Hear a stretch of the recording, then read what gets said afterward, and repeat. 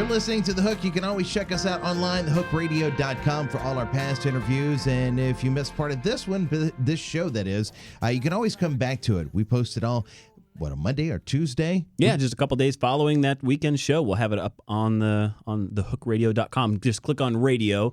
There's a full listing of all the shows that we've had in the past. This is brought to you by Shadowbox Talent, who we've talked about quite a few times now. Yeah, they're your go-to resource for HR outsourcing, whether it's staffing, recruiting, payroll processing. Maybe you just need help understanding, the new regulatory rules around, healthcare.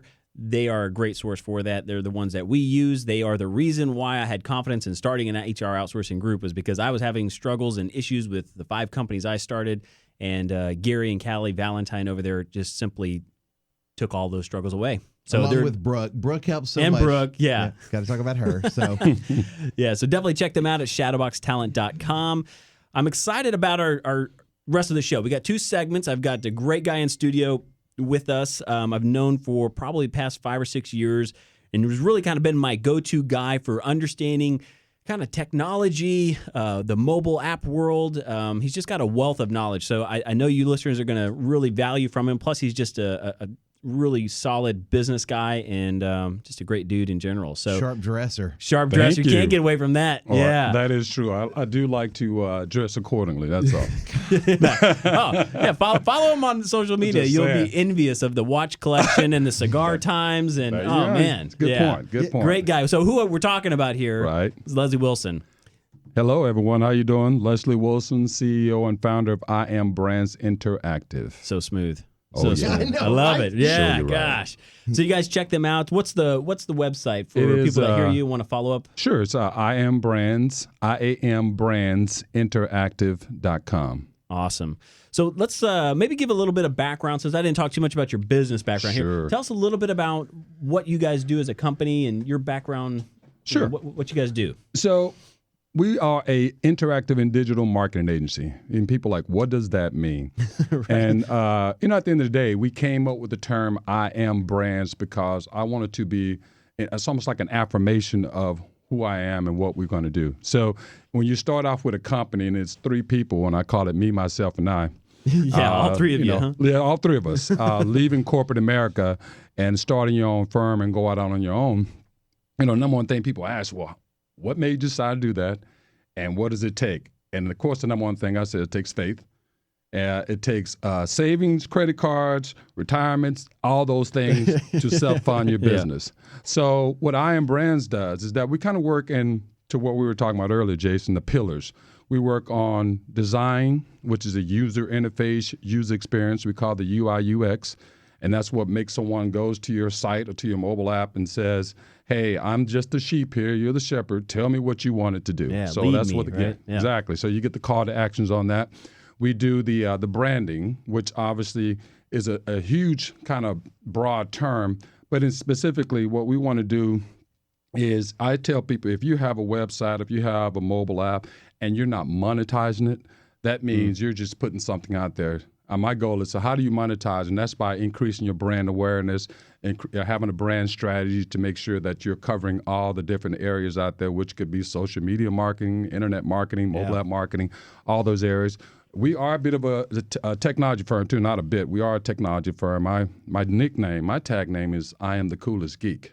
Yeah, that's right. I am Coolest Geek is my tag name, right? So yeah, coolest geek you'll ever meet. And on social media too. Exactly. Right? Yeah. I used to do speaking engagements and presentation because I am the coolest geek. Because as Jason pointed out, I do like my cigars. I like to dress nice, and I'm 6'5", so I'm kind of go against the norm of what you call a geek.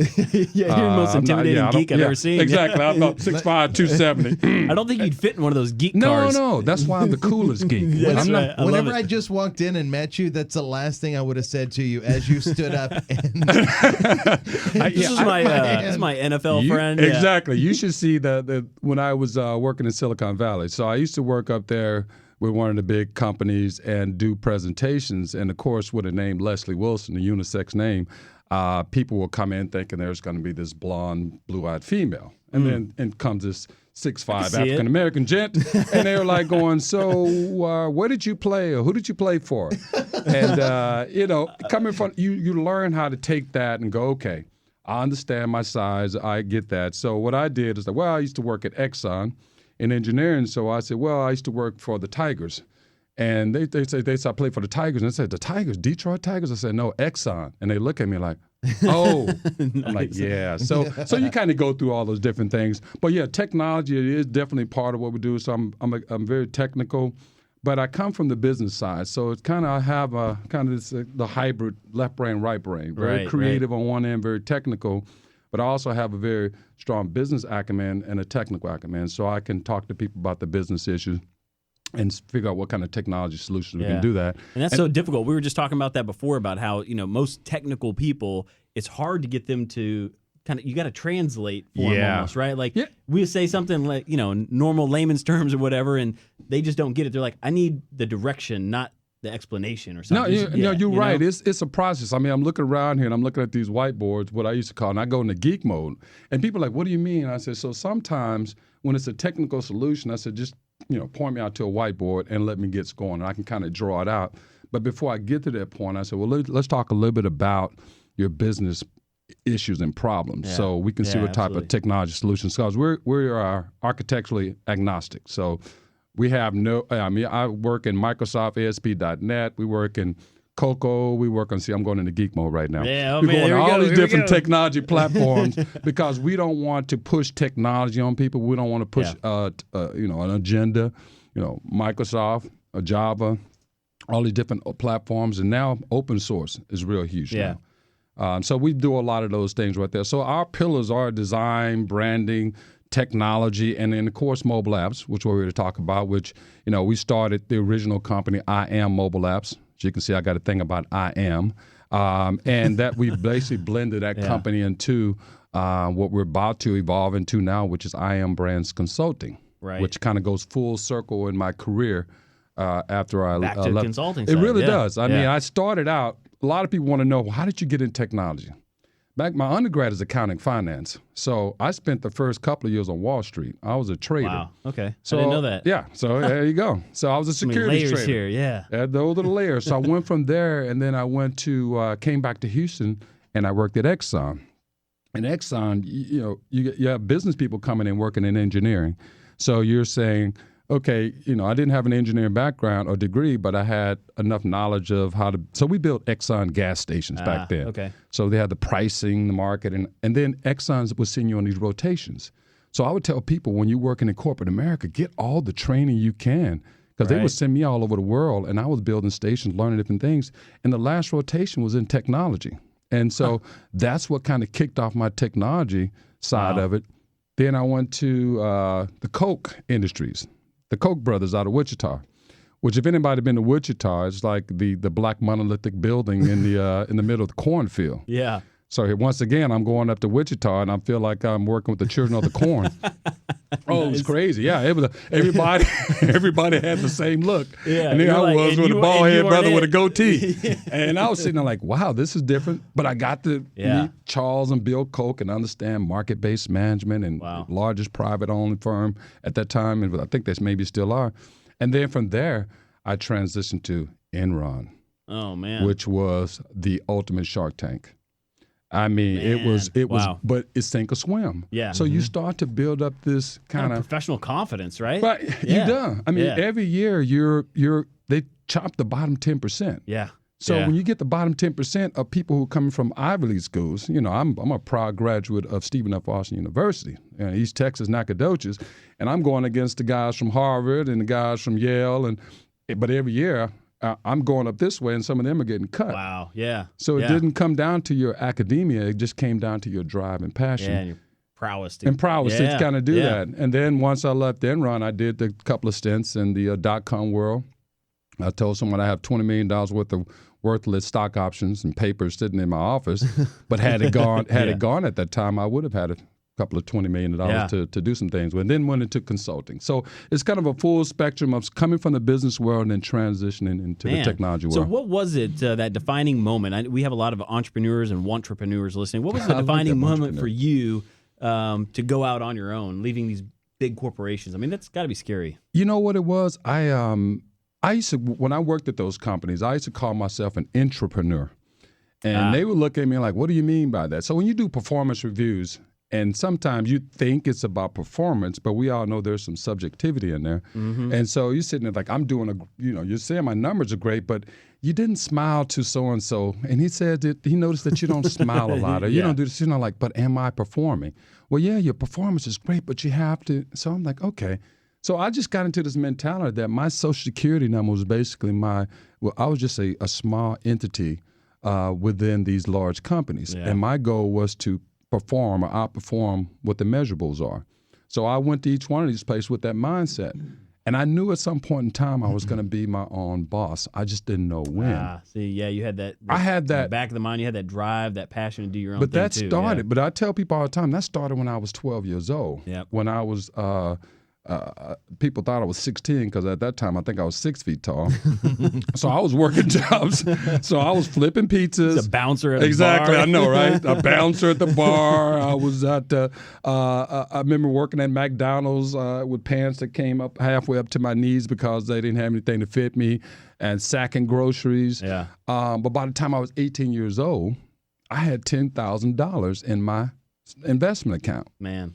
And people are like, investment account, why not a savings account? I said, because back then we didn't have the technology. So right. I would have to literally, get to the business page and go through 5 or 10 pages, swipe through them to look at the stocks. Wow, and that's how I got into stock trading, because my dad said, pick out places that you like and then follow that stock, which McDonald's was one of them at the time. And so I did that and ended up having $10,000 in my investment account. So that's how I started. Cool. That's cool. So long-standing burning desire to want to make business for himself. Well, awesome. Well, we're going to take a quick break. We've got Leslie Wilson here with us. We're going to come back and talk a little bit about mobile apps. Yeah, we got more coming up next on The Hook.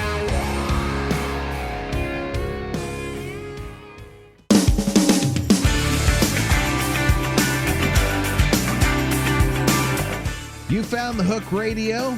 Also online, thehookradio.com. We've got a great guest in studio. That's Jason Arsmont right there, the marketing maverick. My name is Josh Reno, and there's too much talking going on off Yeah, that was a air. long break. Well, we got the coolest geek in here with us, Leslie Wilson. Thank you, sir. Check him out online. What's social media? Do you like people go there or your website? What's the best way for people to get in touch? I do Instagram. I have a Twitter account, but I don't really use it as much, which is so interesting. I'm more of a I am the coolest geek on Instagram is probably the best way. Cool. And then we have IAM Brands Interactive. We do have a Facebook fan page. Same thing with I am the coolest geek as well. So, but IAM Brands Interactive face page is the Facebook page is probably the spot to get me. All right. If you want to see all my cigar and watch collections, though, you got to go to Instagram. They're on point. Tell you Just what, saying. you're gonna have a hard time keeping up. Just saying. Some nice sticks, man. I'm always getting outside and I'm back porch getting ready to smoke a cigar, and I look over, I'm like, man, he's got the latest Gurkha. He's got whatever, you know? You know what? I just thought about this new app I have coming out that I will bring up. I just realized Actually, that. I got something else I need to show you. All right, go ahead. As soon as we get out of here. Creating. Okay. All right, so let's talk a little mobile app. We got I know. 2 business owners, man. We can't hold ourselves back. Let's talk a little mobile apps. Sure.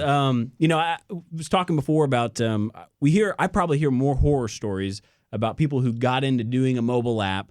And I'm curious from your standpoint, do you hear a lot of that? Do you guys get people that come to you like, hey, we've been trying to do this for a year or two, we can't get it off the ground? Or we get so many people who've had bad experiences with mobile apps, and I call it I guess it's that kind of the battered spouse syndrome, because they literally come to me all beaten and bruised, and they're like, "Are you going to do us like they did?" Or you? I'm not like, him, no, baby. I'm not him. Yeah, slow your roll. It's not me. I put the Barry White voice on him. Slow it down. Show you right. And so no, but it's interesting that when we talk to them, a lot of it is you are dealing with the emotions of folks, and what we have to do is we have to take that emotion and get requirements out of it. Right. And I tell anybody this: the number one thing that we're very big on is scope and requirements, because I find that once you get past that emotional hurdle, now you have to deal with the fact that people after 4 to 6 weeks, we call it technology amnesia. Right. And so what I like to do is I say, well, let's bring up the scope of work to make sure that what you agreed to and sign off on is consistent with what we're presenting. And you will have folks who all of a sudden, and you understand the scope creep. Oh, yeah. We just talked about that. In the first segment. You get scope creep, and then they're like, well, I want this. I'm like, but that's outside of the scope of work, so we're going to have a change agreement to do that so that we're all on the same page. Right. So we have to manage those kind of expectations. So you get the initial expectation of we had a bad incident with someone before, and then you sign them and you go through that. Yeah. And then the next piece is once you get the agreement, now it's like, okay, here's what we're presenting. And what we like to do is we like to show you, it's like building a house. We want to show you the house being built throughout the entire process. I'm not going to wait 8 weeks and go, here you go. And they go, that's not what I wanted. Yeah. So our process, we have a methodology, which comes from our consulting. Okay. All right. I do have a methodology. Roll it out. It's the How four does that, so how's that Ds. go? Uh-oh. Define, design, develop, deploy. Okay. I like that. So on the define side, that's where we get all the scope. That's where we get all the requirements. And that's where people like, oh, okay, I got everything. You're good with this. We go back and forth. It shows the assumptions. It shows the limitations so that everybody agrees to that. We then transition to the design phase. And when we do that, we do wireframes. So we do wireframes first. And the wireframe is just basically imagine someone getting a piece of paper out and just drawing out exactly what they want. Okay. And so it's step by step. Step by step. Yeah, so screen by screen, we will wireframe it. And I tell people, I said, think of it once again as you build a house, you put up the frame. We haven't put in the sheetrock yet. We haven't done any of the plumbing. We haven't done any painting. We just got the frame up. So that wireframe shows you kind of the skeletal system of the app that we're going to create. And it may show 8 screens, it may show 20 screens based on your requirements. But before we move to actually designing it, i.e. going to Photoshop or Illustrator to create the design files, we get a write-off sign off that, yes, these are the wireframes that we want. Then we take those wireframes and then we create a mock-up. And that's why we take the first maybe several screens and we actually design them. We put a coat of paint on them. So we get the color, the look, and Bring feel. it to life. Bring it to life, exactly. Okay. And now once you get all those done, now we're at the point where we finish up the design phase. And before we start any development, we get sign off on that phase. Because once again, everyone's on the same page. Everyone's on the same page. Yeah, It's not we're not adding or taking away any new designs, and then we can start development. Yep. Now that's when the question comes up: what do you develop in? Do you develop native? You do cross-platform? Does it really matter? I mean, I guess maybe the functionality does, but I heard so many people ask me that before, and I'm like, well, kind of like you were saying, being agnostic is probably best, but. Is there a right or wrong way to build it's something? Interesting. So people ask, they say, well, I want an iPhone app. And I'm like, what, so why? I ask the question is why, yeah. right? Because they think it's almost like a brand. It's a brand name, right? So people say iPhone or I want an Android. But 90% of people say I want an iPhone app. And I say, so do you want a mobile app that renders on an iPhone and an Android?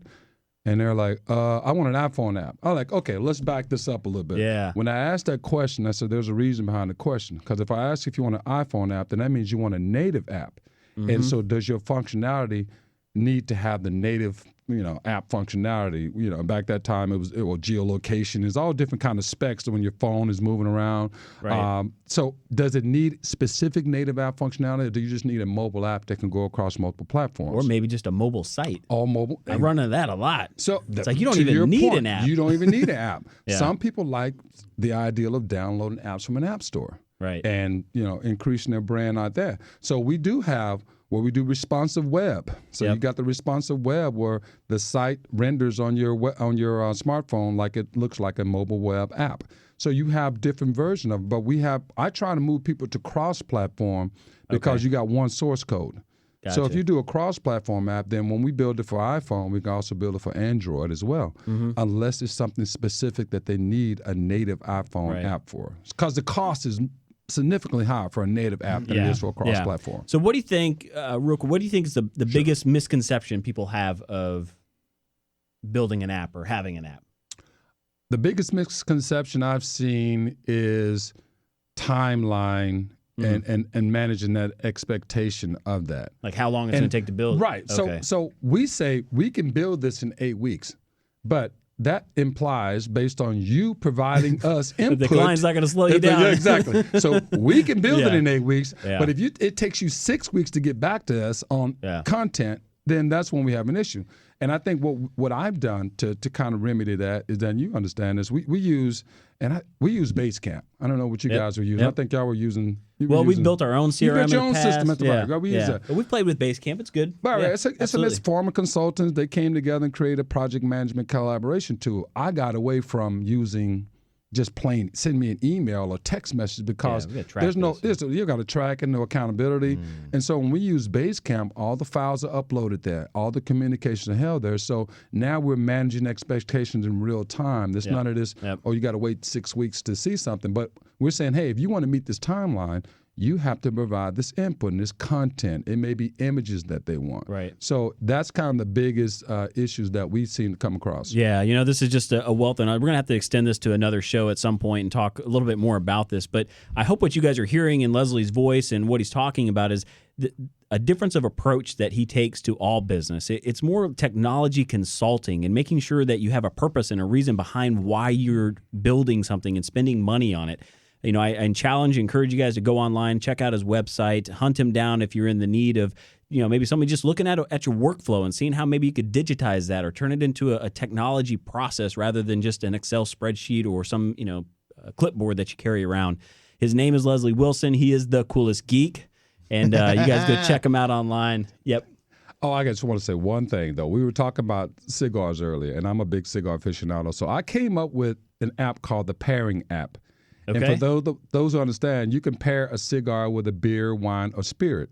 So Yeah. this huge database of information of cigars and all these different groups, and we try to help people in the process to pair there so they got the right notes. And then we just finally got our daily fantasy sports app, Fill and Kill, approved 2 weeks ago. I'm excited about that because it took us 5 months to fight the Apple after all the FanDuel, DraftKings things. So that's been great. And our last one was called Replicate Pro, which I built it for me because I lose my phone. As you can see, I have multiple phones in here. But I always tend to either lose them, damage them, or whatnot, and I can't get to my contacts. So we created this app that actually acts as a secondary app so that if you had another phone, if I picked up Josh or your phone, I could just download the Replicate app, pull up my contact information, and still be able to make calls, receive text messages. Kind of stores it all on a cloud, on an app. It stores all on the cloud. That's cool. So I like to build apps for other people. I like to build them for myself and the solving company. the problems of the world. I'm trying. I love it. See? One app at a time. One app at a time. I love it. Well, man, thank you so much for coming in this week and being with us. Like I said, we'll definitely have to have you back. I'm sure we'll get our listeners asking lots of questions. Check him out online. That's Leslie Wilson, the coolest geek. And if you missed any of this interview or anything that we went over today, you can always catch that at thehookradio.com. We'll be back again next week. That's Jason Arsmont, the marketing maverick. My name is Josh Reno for The Hook. It doesn't matter.